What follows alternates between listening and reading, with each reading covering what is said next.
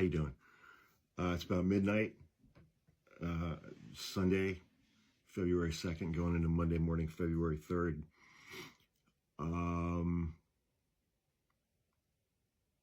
So what, about 6.5 hours from now, the stock markets are going to open, and everybody's expecting that they're going to crash right out of the gate because of Donald Trump's tariffs that he's imposed on Mexico, Canada, and China. So, we'll keep an eye on that. Earlier tonight, I did about a 20-minute video about how we need to talk about Elon Musk and the things that he's doing inside of the government. We're starting to get some reaction to some of the things that he's done this weekend. Alexandria Ocasio-Cortez has referred to it as a 5-alarm fire. The people elected Donald Trump to be president, not Elon Musk. Having an unelected billionaire with his own foreign debts and motives raiding U.S. classified information is a grave threat to national security. This should not be a partisan issue. As usual, she's correct.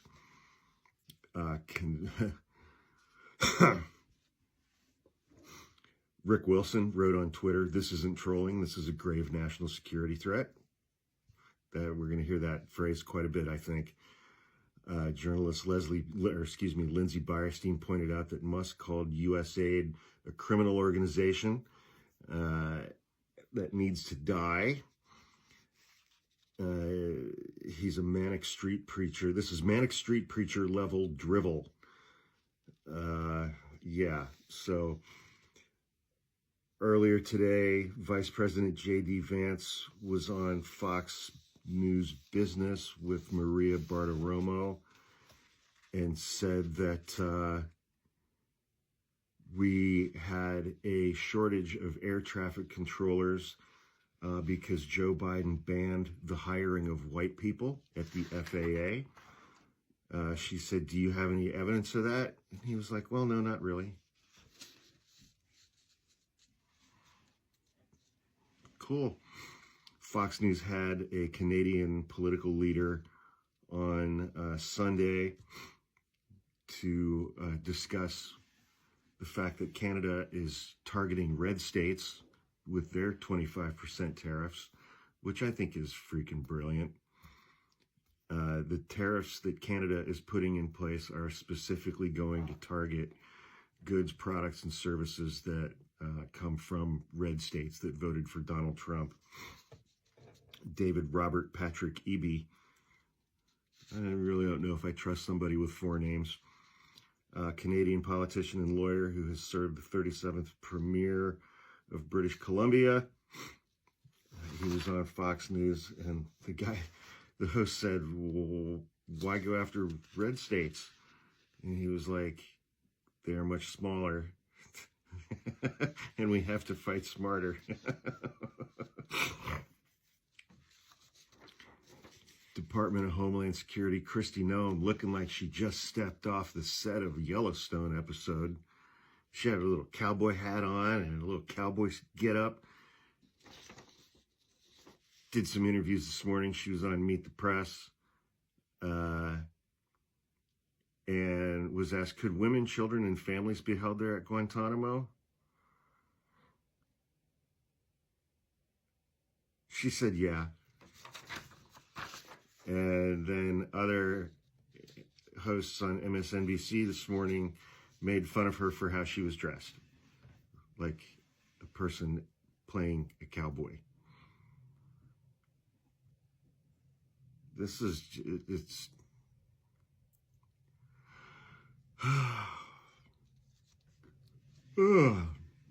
It's a festival of stupid, man. It's just a festival of stupid.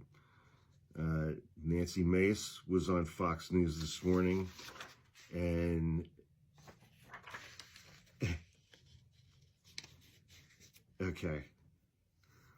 she was asked about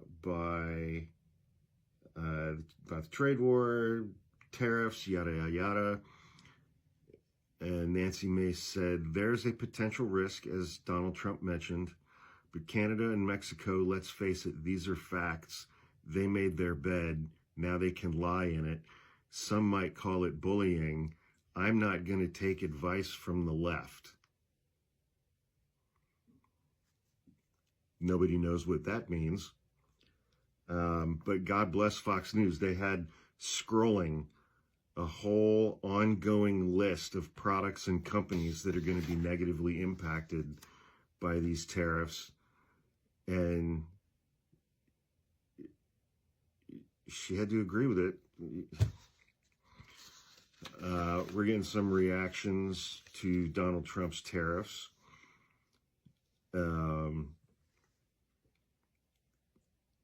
Trump puts up on Truth Social, today I've implemented a 25% tariff on imports from Mexico and Canada, 10% on Canadian energy, an additional 10% on China. This was done through the International Emergency Economic Powers Act because the major threat of illegal aliens and deadly drugs killing our citizens, including fentanyl.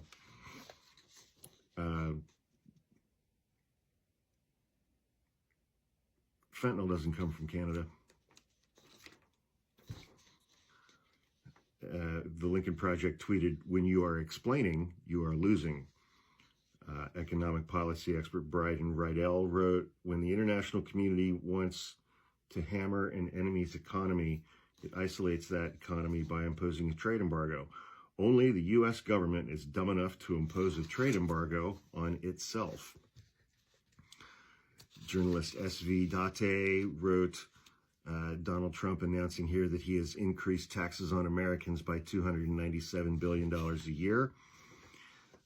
Bill Kristol wrote, if only we had a body with democratic legitimacy and powers conferred by the Constitution that could overrule a president who seeks to impose arbitrary tariffs and to deport people who fled here to escape oppression.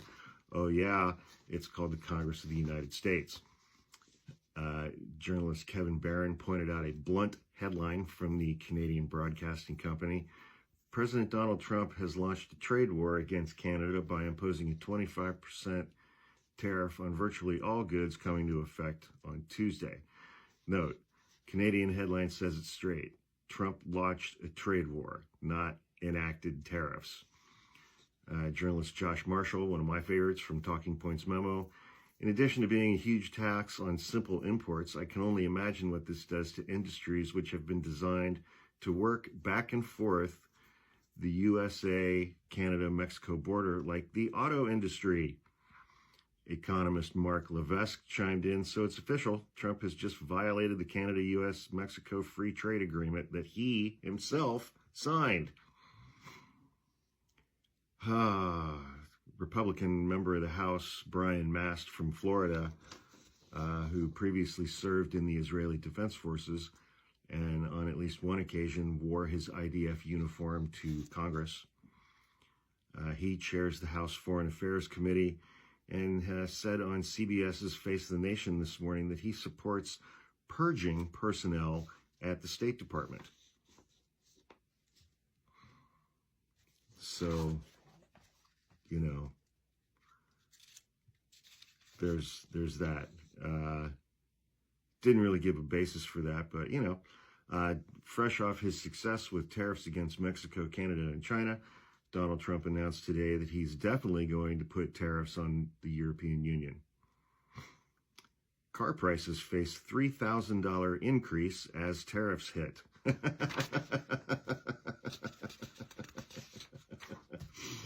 This is all part of Donald Trump's campaign to dismantle the United States government. Franklin Foer, I think he's writing for The Atlantic right now. Great columnist. Over the decades, the American right has deployed violent imagery to describe its highest ideological goal. Drown government in a bathtub, starve the beast, slash and burn. In less than 2 weeks of organized chaos, the Trump administration has realized these fantasies, but by deploying tactics both more subtle and more sinister than the movement's old guard could ever have imagined. FBI officials who haven't yet been fired have all received a questionnaire over the weekend to determine the involvement of thousands of FBI personnel in cases related to the January 6, 2021 attacks on the Capitol. Trump's going to fire a lot of these people. He can't fire all of them. This was the largest criminal investigation in the history of the FBI and in the history of the Justice Department. I think there are 57,000 FBI agents. He'd have to fire probably 30,000 of them. But who knows, you know. I mean, it's 12:22 a.m. on Monday, so he's got time this week. We'll see. Marco Rubio threatened the president of Panama Sunday in a face-to-face meeting that they have to reduce alleged Chinese influence over the Panama Canal area, or Donald Trump is going to invade them or something. I don't know. This last one, I'm going to save that. I haven't read it yet. It's a long article. I don't care. It's just entitled, Democrats Are in Trouble. A Provocative Analysis Offers Ideas to Repair Their Party. They don't listen to their fucking voters. I'm just going to go out on a limb right now and say that the perception of what voters think is important to the Democratic Party are vastly different than the things that are actually important to voters. And where the fuck are the Democrats right now? What are they doing? I mean, what are they doing? I'm just asking. What are they doing right now? I mean, I know Chuck Schumer, like, you know, he issues a statement every now and then, and nobody can write a sternly worded letter like Chuck Schumer. Hakeem Jeffries keeps tweeting that God is in charge, everything will be fine. Where the fuck is everybody? I mean, AOC and Jasmine Crockett and Bernie Sanders they're in the fight. I don't see anybody else, to be honest with you. So, anyway. It's Monday. It's the start of week 3 of our ongoing national nightmare.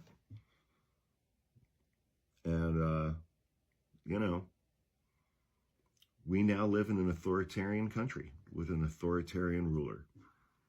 And elected Republicans and a Republican base who, by all appearances, want a dictator.